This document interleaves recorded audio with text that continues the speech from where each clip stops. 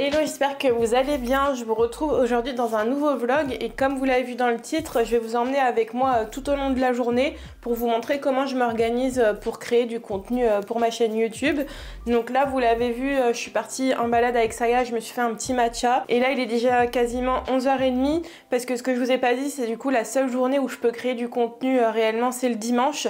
Donc je m'accorde aussi une petite grasse mat en me réveillant à 9h30 à 10h puisque c'est la seule journée de la semaine où je peux vraiment dormir. Donc pour vous expliquer un petit peu comment je m'organise tout au long de la semaine pour vous sortir une vidéo par semaine, on va dire que le dimanche je consacre ça en général au tournage.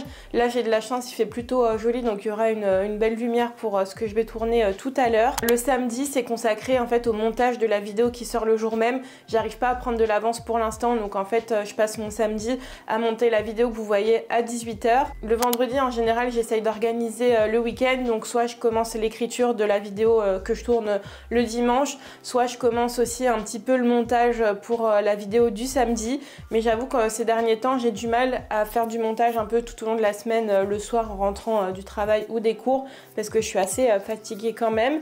Et là ce que j'ai fait cette semaine, c'est que ma miniature pour le samedi, je l'ai faite avant le montage.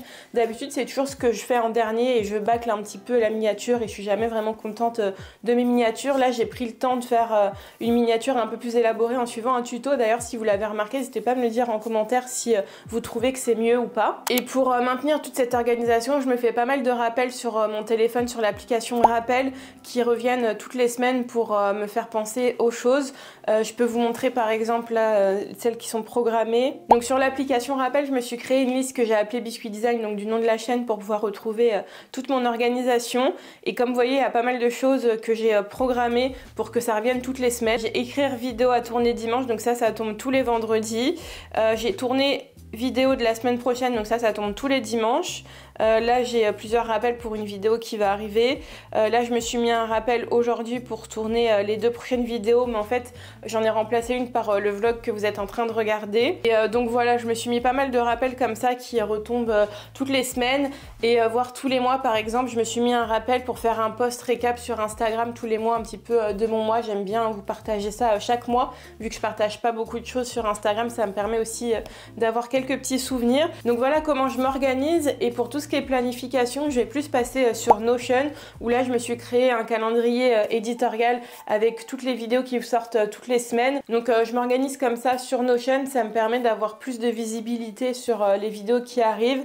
Et j'ai une vue Kanban et une vue calendrier. J'utilise ces 2 vues principalement pour m'y retrouver. Calendrier, ça me permet de voir aussi où est-ce que je place les vidéos, si c'est cohérent ou pas, si j'ai le temps de les faire ou pas. Et la vue tableau Kanban, ça me permet de voir toutes les vidéos d'un coup, peu importe la date. Dans le calendrier, si je mets pas de date, je vois pas les vidéos, les idées, etc. Donc je vous montrerai un petit peu tout ça, ça me permet de voir un peu plus clair. Donc voilà pour mon organisation tout au long de l'année pour les vidéos.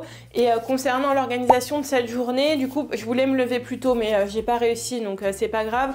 Donc là, comme je vous ai dit, je suis rentrée de la balade avec Saya, je me suis préparé un petit matcha.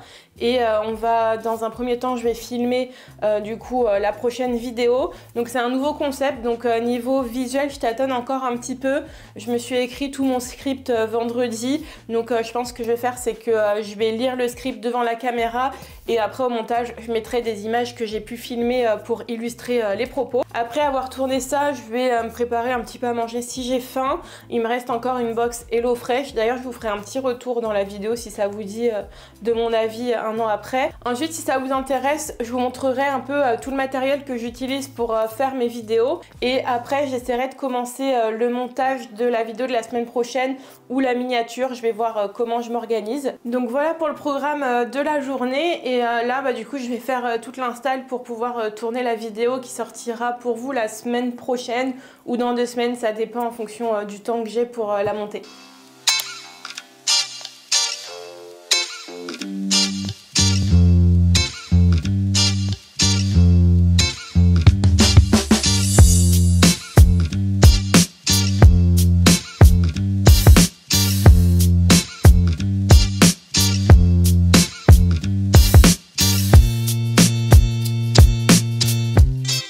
Bon, je viens de terminer le tournage de la vidéo, ça m'a pris un peu plus de temps que prévu, comme je vous l'ai dit c'est un nouveau format donc je tâtonnais encore un peu sur comment faire les choses etc. En tout cas j'espère que la vidéo vous plaira, donc là ce que je vais faire tout de suite pour pas perdre ni les rushs ni là j'ai enregistré au dictaphone, donc je vais tout mettre sur mon disque dur où je mets toutes mes vidéos. D'ailleurs si ça vous intéresse là je vous montre un petit peu comment je m'organise sur le disque dur. Donc là sur mon disque dur du coup j'ai un dossier qui s'appelle Biscuit Design, dessus j'ai plusieurs là, dossiers. Moi là je vais sur YouTube sur la vidéo 2025, ça Nina Mété je l'ai tourné donc je vais mettre un petit point vert, et là Flavigny, et là ce que j'ai fait du coup j'ai mis tous les rushs que j'avais pris quand on est parti à Flavigny, donc je vais les mettre dans un dossier. Donc je vais ranger tout ça sur le dossier pour pas perdre les rushs ni les pistes audio. Et je vais ranger un petit peu tout autour de moi parce que là j'ai fait une petite dégustation de bonbons et je vous avoue il est 13h30 mais j'ai pas faim parce que j'ai bu un matcha, d'ailleurs je le vois je l'ai même pas terminé, et des bonbons, donc je pense que je vais pas forcément me préparer quelque chose à manger tout de suite, et donc je vais ranger tout ça, et si vous voulez juste après je vous parle un peu du matériel que j'utilise.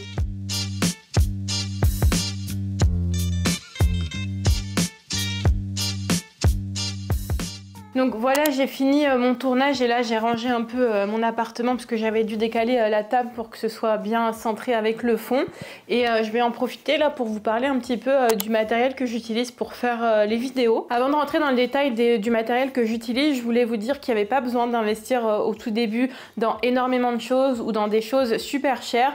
Là ce que je vais vous montrer c'est des choses que j'ai eu la chance aussi d'avoir en cadeau soit à Noël soit à mes anniversaires. De toute façon je vais rentrer dans le détail juste après. Mais aujourd'hui on a des très bons smartphones, donc si vous voulez juste vous lancer, n'hésitez pas à utiliser ce que vous avez déjà chez vous. C'est ce que j'ai fait d'ailleurs dans un premier temps. Là je vais vous parler du premier appareil photo que j'ai.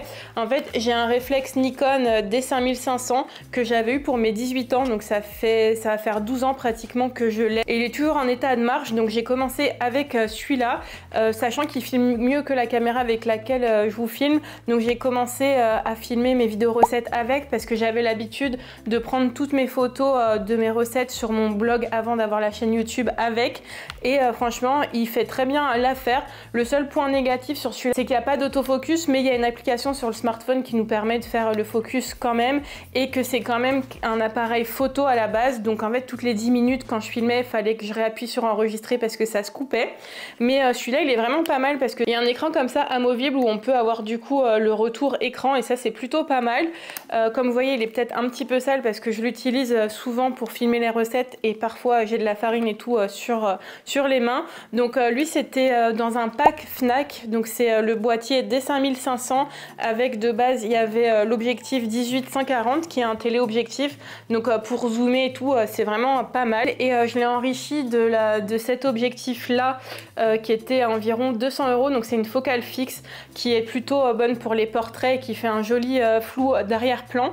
Donc celui-là je l'utilise souvent pour faire les photos des recettes pour avoir un beau rendu, mais ce téléobjectif il est assez complet et ça me permet aussi de filmer différentes prises d'angle quand je filme les recettes, donc c'est vraiment pas mal. Il devait être à l'époque autour des 1000 €, mais aujourd'hui d'occasion vous pouvez le trouver beaucoup moins cher. Je crois que la nouvelle version c'est le D5600, et ce qui est bien avec les réflexes et tout ça c'est que les objectifs se réadaptent sur les nouveaux boîtiers. Si vous investissez dans des objectifs ils seront compatibles sur les boîtiers des mêmes marques, donc c'est vrai que ce qui est le plus plus cher dans un appareil photo, ça va être l'objectif et c'est important de bien le choisir. Moi je vous avoue que je suis pas trop experte là-dessus, donc pour l'instant je suis un peu sur des réglages de base comme ça, mais pour la caméra avec laquelle je filme, j'aimerais bien investir dans un objectif grand angle. Je vais revenir sur la caméra juste après. Et ce qui est important aussi, si vous achetez n'importe quelle caméra, c'est d'acheter aussi une deuxième batterie, parce que comme ça, quand vous filmez, vous pouvez recharger l'autre, etc. Et il n'y a pas de temps d'attente si vous êtes pressé sur le tournage. C'est aussi d'investir dans pas mal de cartes SD. Moi, je vous avoue que j'en ai pas énormément. C'est des cartes SD qui ont plus de 10 ans aussi et j'ai de la chance qu'elles soient toujours en état de fonctionnement. Donc pour celui-là, une 16 Go et une 32 Go, ça suffisait parce que les fichiers sont pas très lourds. Mais pour l'autre caméra, j'ai investi dans une carte SD de 128 Go parce que les fichiers étaient beaucoup plus lourds. Donc voilà pour la première caméra. Et donc pendant très longtemps, j'ai filmé avec ça. À Noël dernier, donc il y a 1 an et demi, j'ai demandé la caméra avec laquelle je suis en train de filmer. Je vais essayer de vous la montrer de plus près en la filmant avec le téléphone. Voilà, c'est la Sony ZV-E10. En fait, j'hésitais avec la ZV-1, je crois, mais j'ai pris celle-ci parce qu'en fait, c'est un compact sur lequel on peut changer l'objectif. Donc à terme, je vais essayer d'investir dans un objectif plus grand. Là, c'est un objectif assez compact et c'est un zoom numérique. Donc je trouve que la qualité quand je zoome est pas terrible, mais en tout cas la qualité quand je suis en focale fixe comme ça, elle est plutôt pas mal s'il y a une bonne lumière. J'ai demandé cette caméra parce qu'en fait, je voulais faire plus de vlogs et je tournais avec l'iPhone là, comme vous voyez dans le retour. Et l'iPhone c'était bien, mais déjà de 1 j'avais plus assez de mémoire. Entre temps j'ai souscrit à iCloud, donc j'ai plus ce problème.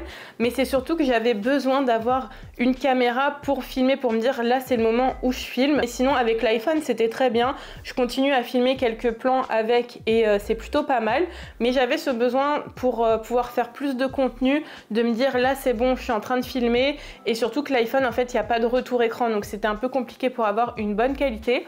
Donc j'ai demandé celui-ci qui est autour de 800 €. C'était un pack où il y avait une deuxième batterie, donc c'est important d'avoir une deuxième batterie, surtout avec celui-là où la batterie se décharge très très vite. Et pour l'instant je suis vraiment satisfaite de cette caméra, elle est assez compacte, elle fait des photos aussi assez sympas. Donc voilà pour mes 2 caméras, voire 3 parce qu'il y a l'iPhone aussi que je compte dedans. Donc voilà pour les 2 caméras que j'ai plus l'iPhone parce que je m'en sers aussi pour filmer quelques plans. Donc je le compte là-dedans. Et ce qu'il faut savoir donc c'est que en fait je voulais cette caméra pour avoir une meilleure qualité aussi d'image, mais malheureusement je m'entête à vouloir filmer avec la lumière naturelle, donc souvent c'est un peu flou et il y a un peu de grain sur l'image.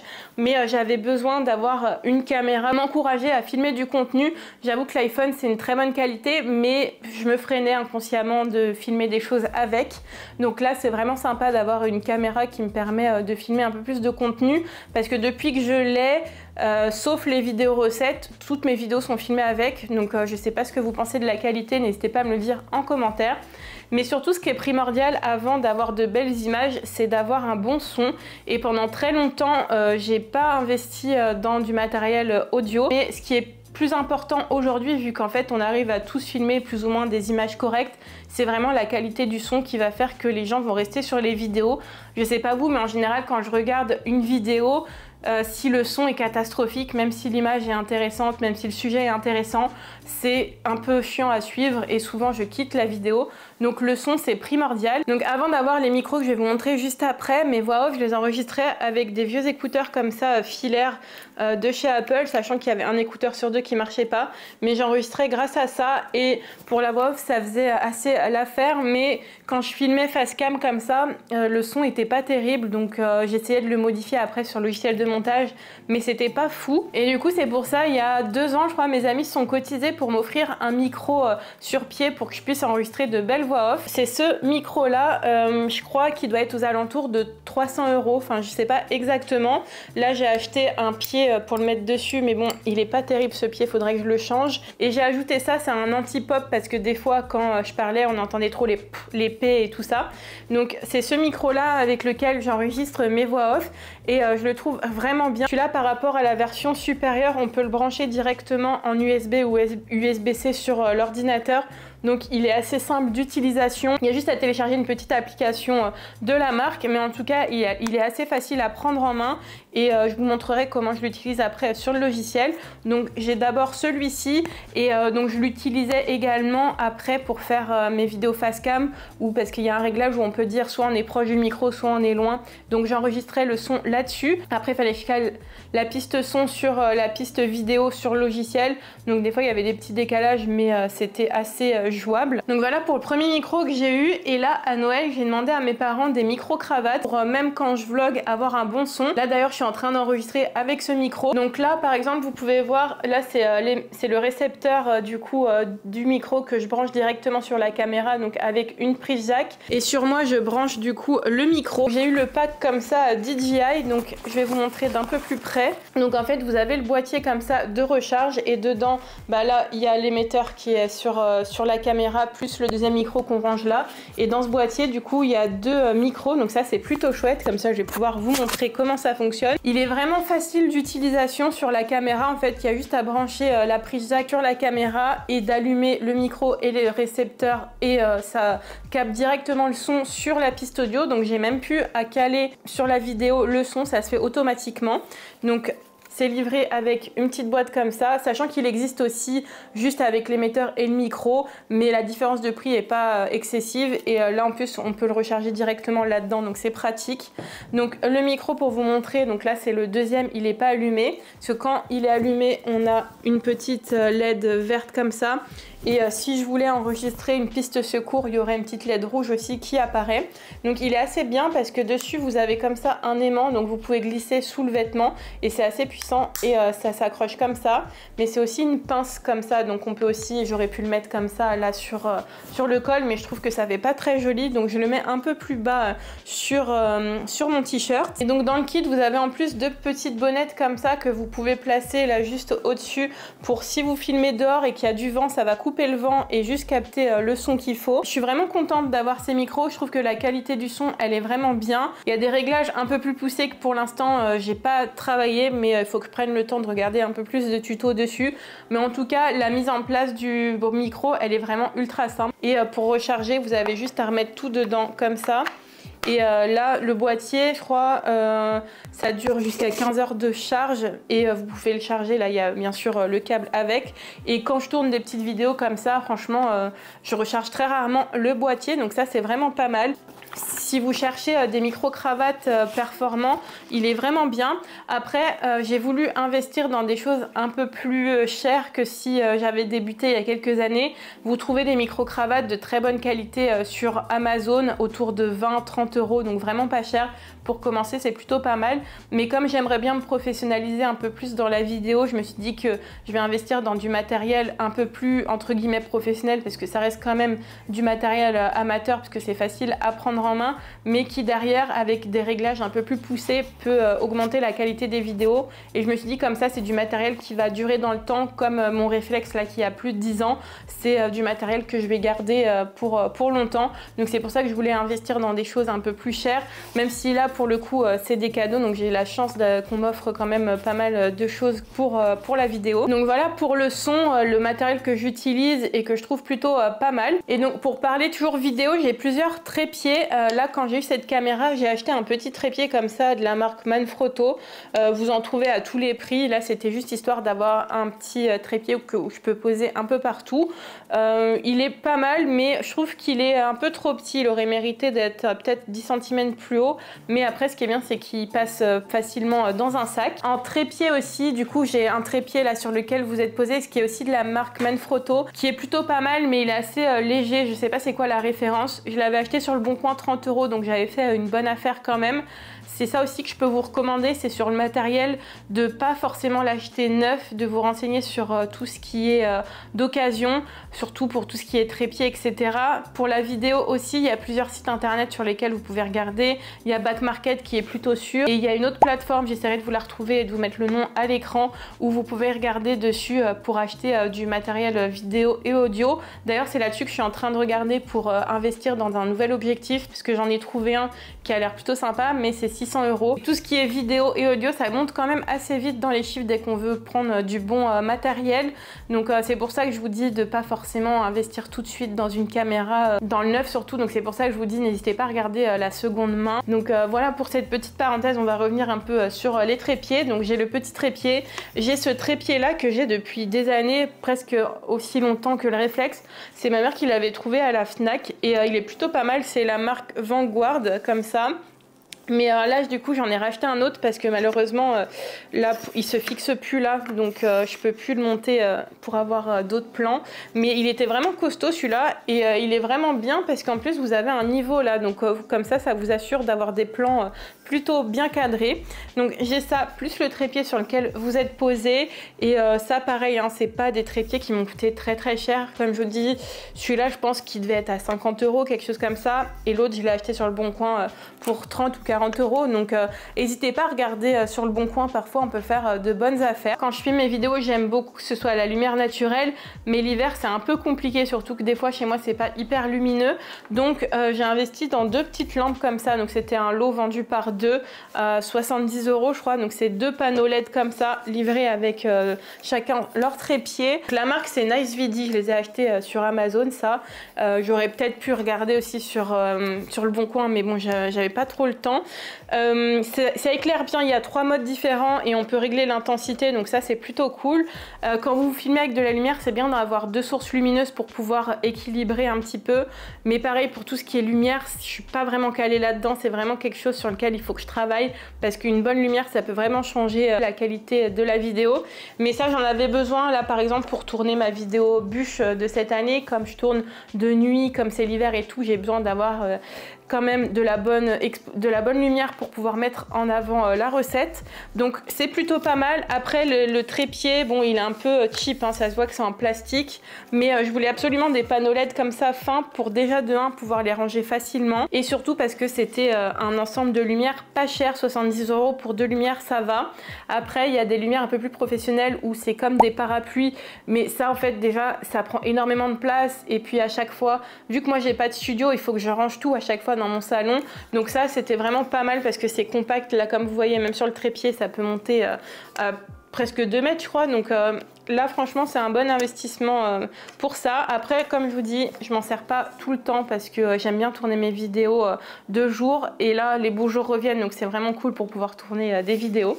Donc voilà pour les lumières. Et avant de parler montage, je vais vous parler un petit peu stockage parce que ça c'est quand même quelque chose d'assez important et on n'en parle pas souvent. Je vous recommande d'investir dans plusieurs disques durs. Moi j'ai deux petits disques durs comme ça SSD, donc celui-là c'est mon perso et j'en ai un spécialement pour Biscuit Design de 1 Tera parce que la vidéo ça prend énormément de place, et je vous conseille de prendre un SSD si c'est le disque dur que vous traînez partout, parce que le SSD c'est beaucoup plus costaud, et comme vous voyez celui-ci il est assez compact, c'est la marque SanDisk, et ça c'est plutôt pas mal parce que des fois il y a des promos et je les ai trouvés autour de 90 € chacun, donc c'est pas excessif pour du SSD, et comme vous voyez c'est très compact et c'est assez résistant. Je vous recommande d'investir dans au moins un SSD de 1 Tera parce que vous allez voir la vidéo ça prend beaucoup de place, surtout que depuis que je tourne avec la Sony, les fichiers sont beaucoup plus lourds. Et ce que j'ai aussi, j'ai un disque dur donc à disque, donc ça c'est beaucoup plus fragile. Par exemple si ça tombe, le CD peut se casser et on peut perdre toutes les données, donc c'est bien que ce soit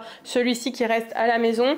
Donc celui-ci je m'en sers un peu comme archive où dessus je vais laisser toutes les vidéos filmées, toutes les vidéos montées. Donc ce que je fais c'est que bien sûr je vais pas garder tous les rushs, c'est que tous les 3-4 mois je vais faire un petit tri. Déjà de 1 je vais supprimer le fichier sur lequel j'ai fait le montage parce que ça des fois ça fait des 200 gigas pour le montage, donc c'est énorme. Je vais juste garder la vidéo montée que je vous ai publiée sur YouTube, comme ça je garde comme une petite archive, et des fois je vais garder certains plans si c'est les vlogs où il y a mes animaux et tout, je vais garder ces plans là, mais sinon je supprime tous les plans pour vraiment avoir dans le dossier final uniquement donc la vidéo en MP4, la miniature et le fichier de la miniature, ça je le garde aussi. Et comme ça me permet d'archiver. Là vous voyez c'est 1 Tera et il est presque plein sur mes vidéos depuis 2023, depuis 2024 j'ai mis.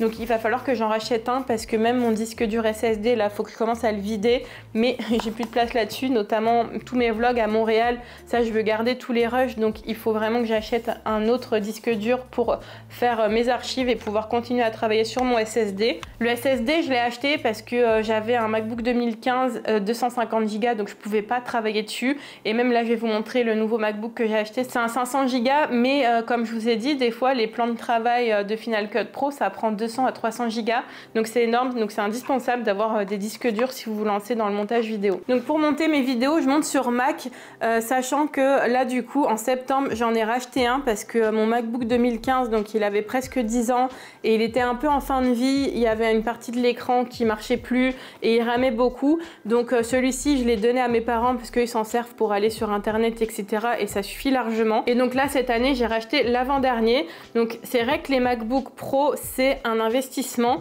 mais comme vous voyez là le MacBook Pro 2015 que mes parents m'avaient acheté pour mes études est encore en état de fonctionnement. J'ai fait changer la batterie et ils peuvent s'en servir encore pour faire des choses assez simples, mais pour le montage c'est bien d'avoir une machine un peu puissante. Après pour monter mes vidéos j'utilise le logiciel Final Cut Pro qui est propre à Apple, donc c'est aussi optimisé pour l'ordinateur. C'est pour ça que l'ordinateur j'ai pris le modèle de base qui est déjà très puissant parce que c'est la puce M4 je crois, donc c'est une machine quand même assez puissante.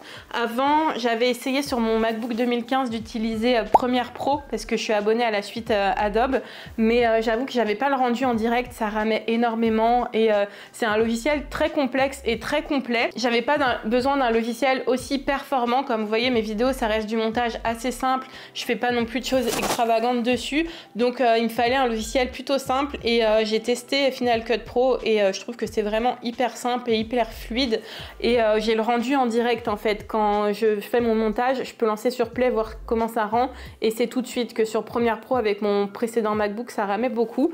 Donc là j'ai acheté celui-ci et j'en ai profité parce que du coup je vous ai dit cette année j'ai repris mes études et en septembre Apple a fait des offres étudiantes, donc au lieu de 3000 €, je l'ai payé autour de 2700 et j'ai eu des AirPods offerts, donc en fait c'est comme si j'avais fait une économie de 500 €. Donc oui c'est un gros budget, mais comme je vous ai dit mon MacBook 2015 je l'ai gardé presque 10 ans et il est encore en vie, donc je trouve que c'est un investissement durable. C'est exactement la même taille que le 2015 qui est considéré comme un 15 pouces et lui c'est un 16 pouces, mais juste parce qu'en fait l'écran il y a moins de bords sur les côtés, je sais pas si vous voyez. Donc voilà, il est vraiment pas mal. Donc c'est la version 2024 je crois. Donc je sais plus si c'est le 2023 ou 2024 parce que juste après la promo étudiant ils ont sorti le dernier, mais en tout cas c'est l'avant-dernier. Et si ça vous intéresse d'en savoir un peu plus sur l'expérience Apple, j'ai un ami qui fait des vidéos et qui a fait une vidéo où il dit qu'Apple l'a rendu plus créatif, donc je vous invite à aller voir sa vidéo, je trouve que sa réflexion est assez pertinente. Donc voilà pour l'ordinateur que j'utilise. J'utilise Final Cut Pro en termes de logiciel de montage. Ce qui est bien avec Final Cut Pro, contrairement à la suite Adobe, c'est que vous l'achetez une fois et vous l'avez à vie, vous payez plus. Donc le logiciel, je crois quand je l'ai acheté, il était autour de 230 €. Je sais pas si ça a changé en termes de prix. Pour mes miniatures, je vais venir utiliser Photoshop et Illustrator. Donc comme je suis graphiste, je suis abonnée à la suite Adobe depuis quelques temps et l'astuce pour pas la payer trop cher, moi je suis à 35 € par mois, c'est d'attendre le Black Friday. En fait chaque année il y a des promotions et au lieu de 90 €, je la paye 35 €, donc c'est vraiment rentable. Et une autre astuce, si vous là, bah du coup c'est plus le Black Friday, vous voulez payer moins cher, une fois je voulais me désabonner et sur les derniers écrans pour vous désabonner ils disent ah bah restez, on vous fait un tarif de temps pour tant de mois. Donc essayez de gruger un petit peu comme ça pour trouver des bons plans parce que la suite Adobe c'est vraiment cher. Parce que y a un pack moins cher, je crois autour de 17 ou 20 € si vous voulez juste Photoshop et Lightroom. Mais moi j'utilise tous les autres logiciels, je vais utiliser Illustrator et InDesign dans ma pratique de graphiste, donc j'ai besoin du pack global. Et donc là comme je vous dis ça fait 2 ans que je paye 35 € et il faut surtout que je me rappelle chaque année au Black Friday de me réabonner avec cette promo.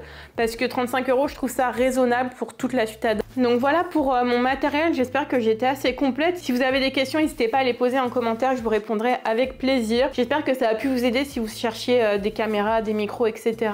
dans ce que j'utilise. Donc voilà pour le matériel. Là il est 14h30, je pense que je vais me poser un petit peu devant une vidéo pour me reposer un peu. Et peut-être me cuisiner un petit truc à manger. Là je commence à avoir faim et je verrai, il faudrait que j'avance là du coup dans la journée sur mes prochaines miniatures et mes prochaines vidéos parce que ça va être compliqué de tout terminer dans la semaine. Mais là j'ai besoin de me poser un petit peu et je vous reprends juste après.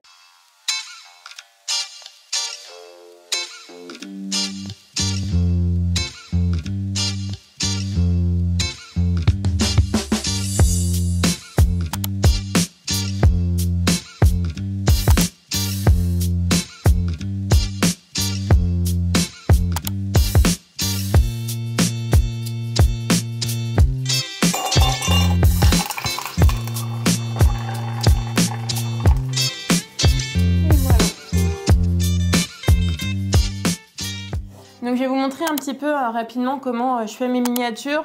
Là depuis une miniature j'essaye de plus les travailler et pour ça j'ai réussi à trouver un tuto qui est plutôt complet sur ça, sur Photoshop. Et là c'est vrai que je vais essayer de travailler un peu plus mes miniatures parce que je vois qu'à chaque fois c'est ça que je bâcle et malheureusement en fait c'est ça qui fait que vous allez cliquer ou non sur la vidéo. Donc comme je vous ai dit, j'utilise le logiciel Photoshop pour les faire. Et des fois je vais repasser un petit peu sur Illustrator si je mets un peu de texte sur les images, donc je vais vous montrer ça. Donc là pour vous montrer un petit peu comment je procède là depuis ma miniature sur Nina Métayer. Donc là voilà, j'avais pris une photo de moi. Ce que je fais en général avant de tourner la vidéo, en vidéo je vais prendre plusieurs pauses et après je vais prendre des captures écran de ma tête où je trouve que c'est plutôt bien pour la miniature. Et là ce que je fais, bon là j'ai un peu écrasé l'image donc j'ai plusieurs calques. Et sur ma photo, en fait, j'ai fait plusieurs retouches que je vais vous montrer le tuto que j'ai suivi. Et d'ailleurs, pour la composition, donc là, comme c'était sur Nina Métayer, j'ai mis une photo d'elle que j'ai trouvée sur Internet. J'ai mis aussi le logo de sa pâtisserie et j'ai mis quelques pâtisseries que je teste dans la vidéo pour donner envie de cliquer sur la vidéo et découvrir. Et j'ai mis un petit texte, là pour le coup, je l'ai mis sur Photoshop. Mais en général, le texte, je préfère le faire sur Illustrator. Le tuto que j'ai utilisé, c'est le youtubeur Coco qui l'a proposé sur sa chaîne YouTube et je le trouve plutôt complet parce que du coup il parle un petit peu de la composition de l'image et comment améliorer une image en basse définition. Par exemple, comme moi je prends des captures écran de mes vidéos, bah, ça permet aussi d'améliorer la photo et de pas trop se rendre compte qu'en fait la photo de base était de mauvaise qualité. Donc il y a plusieurs tips dans sa vidéo que je vous laisserai aller voir que j'ai utilisé pour réaliser ça. D'ailleurs, si vous avez cliqué sur la vidéo et que vous arrivez à ce moment-là de la vidéo, n'hésitez pas à me dire ce qui vous a fait cliquer sur ma vidéo, si c'est la miniature, si c'est le titre ou si c'est seulement le sujet. N'hésitez pas à me dire ça en commentaire, moi ça me permet aussi après derrière d'améliorer les choses. Il y a des impératifs à retrouver sur les miniatures, donc déjà si vous mettez votre tête, il faut que ce soit bien proportionné par rapport au reste. Il faut que les textes aussi soient assez lisibles parce qu'il faut penser que les miniatures, on peut les voir sur la télé mais aussi sur des tout petits écrans, donc il faut que si vous mettiez du texte dessus, ce soit très court et assez gros pour qu'on puisse le lire. D'ailleurs, il y a de plus en plus de youtubeurs qui mettent tout simplement plus de texte parce que il y a le titre de la vidéo en dessous. Mais pour les petits youtubeurs qui débutent et tout comme moi, je trouve que c'est important de rajouter un petit peu de texte dessus. Et il y a le fond aussi, il faut qu'il y ait un contraste quand même entre les éléments et le fond pour que ça ressorte. Là par exemple sur ma miniature sur Nina Métayer, j'ai pris une image libre de droit sur une splash d'une pâtisserie et je suis venue la flouter avec un petit filtre flou gaussien pour avoir cet effet de on est dans la boutique, mais faut qu'il y ait quand même un contraste entre les éléments, sinon sur une toute petite miniature on se rendra pas compte. Donc ce que je peux vous conseiller, c'est quand vous avez fini votre miniature de la mettre de la taille qu'on la verrait sur le feed YouTube pour se rendre compte si elle est lisible ou pas, sachant que quand la miniature est un tout petit, en bas à droite il y a le timecode de la vidéo, donc ça cache les informations. Si vous mettez des informations importantes ici, il vaut mieux les mettre en haut ou à gauche. Donc voilà pour les 2-3 petits conseils que je peux vous donner pour les miniatures. Comme vous pouvez le voir, c'est pas non plus ma spécialité, mais j'essaye de m'améliorer et pour ça je vous recommande vraiment d'aller choper des tutos sur YouTube. Il y en a vraiment de plus en plus en français. Moi à l'époque, mes premiers tutos sur Photoshop c'était totalement en anglais et autant vous dire que je débutais dans le graphisme et dans l'anglais, donc c'était vraiment compliqué. Aujourd'hui on a quand même la chance d'avoir des centaines de milliers de tutos dans notre langue, donc n'hésitez pas à aller voir. Donc voilà pour les petits conseils que je peux vous donner aujourd'hui. J'espère que la vidéo a été intéressante et que ça a pu vous apprendre des choses. J'ai essayé d'être le plus complète sur le matériel que j'utilise, les logiciels pour m'organiser et les logiciels de création. Donc j'espère que ça a pu vous aiguiller si vous débutez comme moi sur YouTube. Le seul conseil que je peux réellement vous donner, c'est vraiment de vous lancer. Et c'est en se lançant qu'après petit à petit on va se former sur les outils, sur le matériel. Mais vraiment pour vous lancer dans la vidéo, surtout si vous faites du vlog, utilisez votre téléphone au début et petit à petit vous allez pouvoir monter du matériel un peu plus adapté. Le tout c'est vraiment de se lancer, de pas avoir peur du regard des autres. Moi j'en ai eu peur très longtemps, j'ai mis plus de 10 ans je pense à me lancer sur YouTube. J'ai commencé avec un blog en 2012 sur la pâtisserie et je me suis lancée sur YouTube vraiment. J'ai commencé un tout petit peu pendant le Covid, mais là où je suis vraiment plus régulière c'est depuis 2-3 ans. Donc n'ayez pas peur du regard des autres et si c'est votre rêve ou votre passion, lancez-vous. De toute façon, il n'y a qu'en se lançant qu'on peut voir si ça va marcher ou pas. Et je voulais pas avoir de regrets non plus, donc c'est pour ça que je me suis dit que j'allais me lancer sur YouTube pour partager ma passion d'une façon différente. Et comme vous voyez, mon contenu évolue petit à petit en fonction aussi de ma personnalité et j'espère que ça vous plaît. Vous êtes plusieurs à commenter souvent mes vidéos et franchement merci parce que c'est grâce à vous que je continue, grâce aussi à mes amis qui me soutiennent. Je vois toujours vos commentaires et j'y réponds et quand vous avez des idées et tout, j'essaye de les noter pour pouvoir les ajouter derrière dans ma création de contenu parce que la création de contenu c'est aussi un partage avec vous. Donc merci beaucoup de me soutenir dans vos commentaires et tout, ça m'encourage vraiment à continuer. Et donc là comme vous voyez, il commence un peu à faire sombre, il est 18 h, j'ai dû allumer une des lumières que je vous ai présentées tout à l'heure dans la vidéo. Donc je vais m'arrêter là parce que de toute façon en général le dimanche je consacre pas toute ma journée d'habitude à la création de contenu. Aujourd'hui j'ai fait un peu plus long parce que je vous ai pris avec moi pour ma journée, donc je voulais que ce soit assez intéressant et que vous rendiez compte un petit peu de comment je m'organise derrière l'écran. Donc j'espère que ça vous a plu de voir l'envers du décor. Si c'est le cas, n'hésitez pas à me le dire en commentaire si vous voulez que je rentre plus en détail sur certains points de la vidéo. Je sais pas, peut-être comment fonctionne la caméra, comment je fais mon montage, etc. Dites-moi si ça peut vous intéresser. Et du coup, un autre conseil que je peux vous donner, c'est d'être curieux parce que sans curiosité, il n'y a pas de créativité. Donc j'espère vraiment que la vidéo vous a plu, donc si c'est le cas n'hésitez pas à la liker, à la commenter et à vous abonner et on se retrouve la semaine prochaine pour une nouvelle vidéo gourmande. Salut!